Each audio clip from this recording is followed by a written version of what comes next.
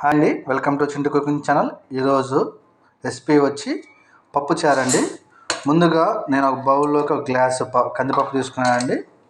వాటిని శుభ్రంగా వాష్ చేసుకుందాం. శుభ్రంగా కందిపప్పు చల్ల నీళ్ళు వచ్చేదాకా దాంట్లో ఉన్న మురికంతా పోయి శుభ్రంగా చల్లగా వాటర్ రావండి, అప్పుడు దాకా క్లీన్ చేస్తాం. ఇప్పుడు దాంట్లోకి మిక్సీ వేసుకుందామండి. ఉల్లిపాయ,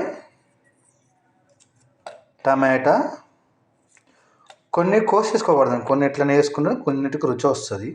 దాంట్లో చింతపండు, నిమ్మకాయ సైజ్ చింతపండు వేసుకుందామండి. కొద్దిగా నూనె.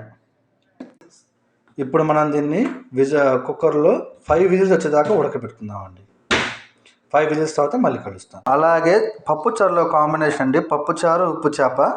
ఇదిగోండి, ఈ దీన్ని తోక చేప అంటారు. దాన్ని శుభ్రంగా కట్ చేసుకొని కడిగి స్టోర్ చేసుకున్నామండి. దాన్ని ఇప్పుడు మనం కాసేపు నానబెట్టుకొని తర్వాత ఫ్రై చేసుకుందాం.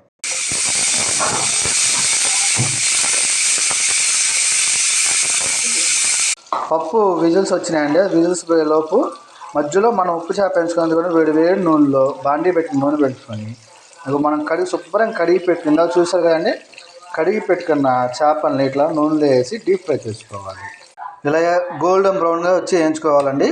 వేగిన తర్వాత నూనె తీసేసి దాంట్లో కొంచెం కారము, లైట్ కారము, కొద్దిగా ఉప్పు వేసుకొని కలిపెట్టుకొని పప్పు చారులోకి నంచుకొని తింటుంటే ఉంటుందండి. మీరు ఎప్పుడు ట్రై చేసి నాకు ఖచ్చితంగా కామెంట్ చేయండి. ఇలా ఎరడాలుగా వేయించుకుని కారం వేసుకుని పక్కన పెట్టేసుకోవాలండి. ఇలా తాలింపు వేసుకుందామండి.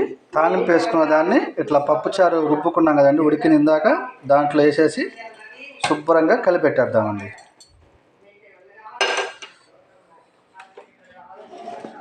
ఇలా పప్పుచారు తాలింపు వేసుకుని బాగా కలిపెట్టుకుని 2 నిమిషాలు ఉడికిన తర్వాత ఇంక స్విచ్ ఆఫ్ పొయ్యి ఆపేసుకొని వేడి అన్నంలోకి పప్పుచారు చేసుకున్న ఉప్పు చేప నంచుకుని తింటే సూపర్ ఉంటుందండి.